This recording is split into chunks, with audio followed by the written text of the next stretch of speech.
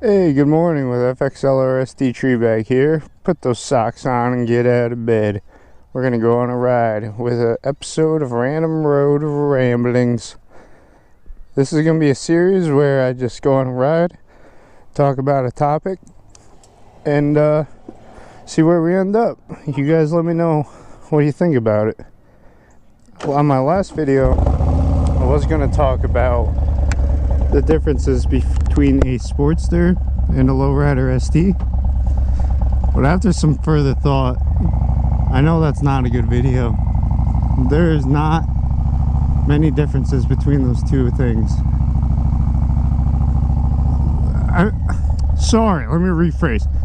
There is a world of a difference between those two things. They are not similar whatsoever. So I thought, let's talk about why the Sportster was not good for me. I owned a Sportster for approximately 2 entire weeks, and during those 2 weeks, it was a ton of fun. I have never ridden a motorcycle before, so that is why I went with the Sportster. I wanted to understand the clutch, understand the brakes. That was my main priority with that bike. That is the bike that allowed me to get onto other bikes, and that is what is great about riding on a Sportster. The other thing about it was very top heavy. It did not feel very solid at all. And by that I mean, imagine you took the engine, it's on the bottom, all your weight's on the bottom, it's like wiggling side to side. It doesn't really do much on the lowrider. But on the Sportster, it's just gonna fall over. For as light as it is, it does feel heavy. Like the Lowrider ST with no bags on it does not feel as heavy as a Sportster sometimes. But having the Sportster, it was fun. I had an 883 2021. I put a total of 800 miles on it, and I traded it back in. That bike only cost me $1,000 to learn how to ride. I got the bike and it only cost me the down payment and gas, I guess. Well, insurance, so let's say $1,200, round it up. Cost me about $1,200 to learn how to ride a motorcycle on a Harley. Now the bike, it's a great bike, very customizable, and it's one of the only Harley platforms still being released that looks a bit more old school.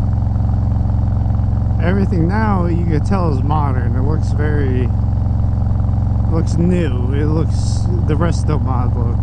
That's what we're looking at today. Like the front fairing on this bike, it's the same as was it the FXR. But I do recommend people to have a Sportster. There's nothing wrong with it. Turn it into a chopper or something maybe. It just wasn't not for me. It was a little too small. When it comes to the power it has, that's where I think Harley is messing up. I don't think the 883 should exist. That is a bad example of what those bikes can be. Now I know a lot of people do enjoy the lower power engines, but it doesn't teach you anything about respect for the bike. A 883 engine, fresh off the lot, and you have zero riding experience, you can just go full throttle. Full throttle, no problem. There's gonna be no worries there. But like a 1200, full throttle, it's gonna be a bit more butt tingling. You're gonna have to wear some brown pants around town, you know? And then you throw like a 2200 in between your legs, and we got a whole different story. I went from riding the Sportster exactly 2 years ago for let's say 1 month. 2 years ago for 1 month, and then traded that in for a Lowrider S, a 2022. I don't really remember. I don't have any idea what year the bike was. I think it was a 22. It doesn't really matter. It had the 114. So it might have been the 21. So traded that in, and then a year after that, I got completely obliterated off of that bike, and some guy took me out right here on this road, and that's what ended up getting me the Lowrider ST. So the skill level of these bikes can increase just based on the rider. Let me rephrase that. The rider's skill level needs to be at a decent level to ride these bikes. I recommend a Sportster to anyone unless you are a certain weight. If you're above, say, 220 pounds, that's when I got the Sportster. It's gonna feel weird. It's gonna feel really small. Even on the Lowrider ST and the S, I look pretty funny on it.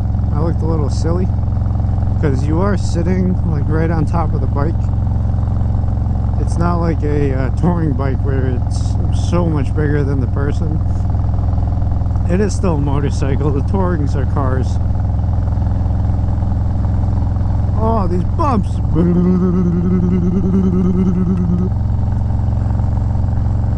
But buying that Sportster, buying any gear, it doesn't have to be new, it doesn't have to be old, is a great way to get into riding motorcycles.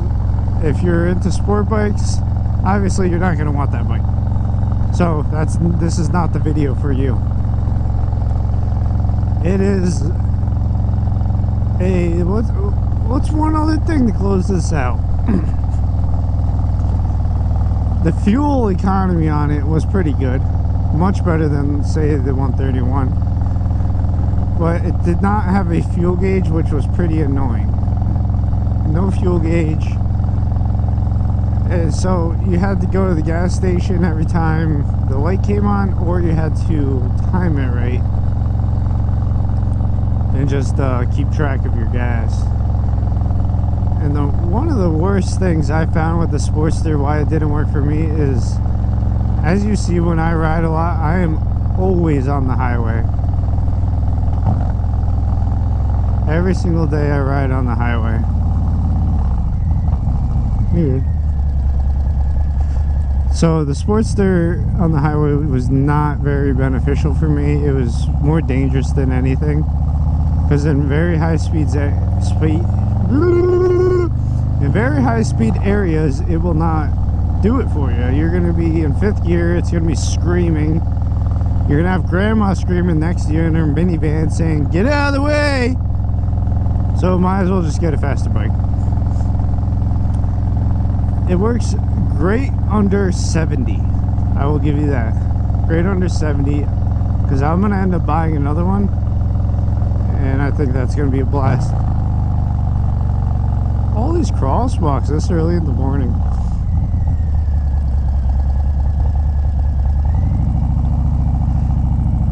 Now, the year difference, I do like the M8 motor. The sounds great, feels great, and it will probably be a little bit more reliable, but it's not going to teach you how to take care of the bike, and that's something you really want to learn, to be honest. Having the Sportster, it was cool, but it was so basic. Like, you learn how to do an oil change. That's good. But everything about it didn't give me the motorcycle interest that the lowriders did, that the softail platform did. It did not ride the same at all. It was just a whole different experience, whole different kind of ride. So if you're asking which one you want to get, oh, we got a race. We got a race on our hands. Winner! Okay, you probably didn't even know we're racing. But if you're planning on getting a Sportster, I recommend it if you're a new rider. I recommend it if you're under, say, 200 pounds, under 6 foot tall. I recommend it. If you who are just looking for a smaller bike. That's it. Anything else, I recommend going bigger engine, more highway capabilities. That is my opinion on that one. But we're going to continue on with the random road ramblings. That is the exciting part about this series. It's not just going to be the episode. It's not going to be a five things that are great about this bike, because you guys have all seen that. You know what I'm talking about. This is going to be more about just me talking to you guys riding to work. You get to experience my bike with me. I don't have many friends in my area, so if anyone wants to come ride, more than welcome to. We are more than welcome to make content together. It's a blast, to be honest. I do currently work 70 hours a week, so pumping out content like this and going to work is a little annoying. Not for me, for the fiance though.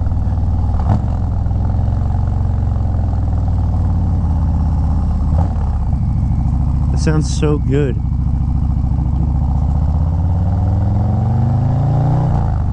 It sounds just so good. I do have a question though for guys with a little bit more power bikes, because I didn't do this on my 114. With my throttle hand, when I want to be a little bit more touchy with it, when I'm in an area like this, I always hold it more in my palm with my middle finger on the brake. And the finger is not on the brake to use the brake. It's there so I have better control over the throttle.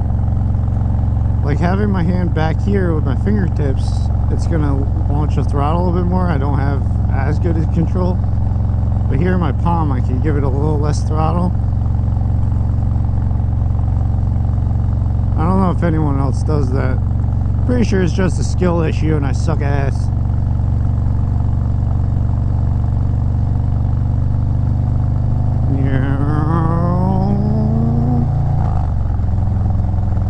I did start riding just 2 years ago.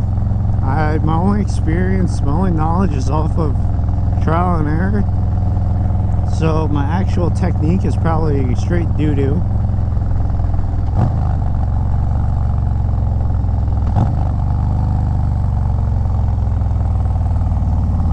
Was that a Honda? But we have a 12-hour day at work today. It's a Friday. The next video I'm going to bring out for you guys is going to be a oil change. I did a oil change on this bike the other day and it did not go as planned. My idea with install videos is I want to post how it actually happens. I don't want to show you what bolt to come out and then here's a clip and then the bolt's out. I want to show you me actually unscrewing the bolt and showing how the tools break, how you don't have the tools, how you have to go to the store, and a 10-minute oil change turns into 10 days. Next thing you know, your brake line is gone doing an oil change. So that is something else that I plan on doing. One really exciting thing that's happening in the near future is we're going to be building. We're going to be building bikes. We're going to be building possibly some drag cars, and we're going to be building antique restoration. The main thing is painting, candy paints, the good old candy paint.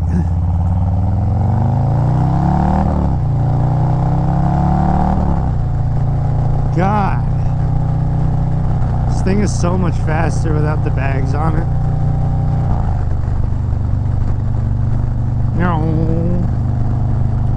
But we're gonna be painting with the candy paint. That is my life goal. My life goal is I'm gonna be working at home in my shop, building bikes. We're gonna be sharing it with you guys all along the way throughout the years. I am very, very introverted, so the fact I'm able to just talking to the camera like this now is pretty mind-blowing to me. And that's the one thing that has really expanded myself in motorcycle culture, is it's making me a lot more social as a person, which is one benefit that I didn't think would be there, you know. I didn't know that I would benefit from being more social from getting a bike. It sets you up to go have friends, to go do things that you didn't know you would be doing. Like, for example, last winter we went on a toy run. I would never do anything like that unless it was for the bike.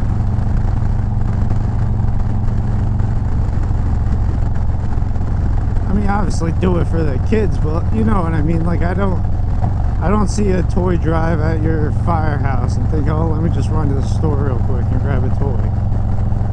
It's more of, I'm riding the bike, we got a bike, it's a bike ride, let's go talk to these people.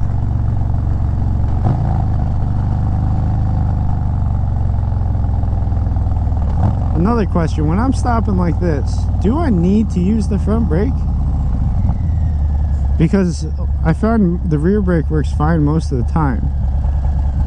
But does holding the front brake like make the front end a little more steady, therefore leading to a easier stop? I don't really know. But we're gonna hop on the highway. I'm gonna maybe do a little edit for you boys on here, and that's it. FXLRSD Treebag is out. Peace. Have a good one. Have a good day.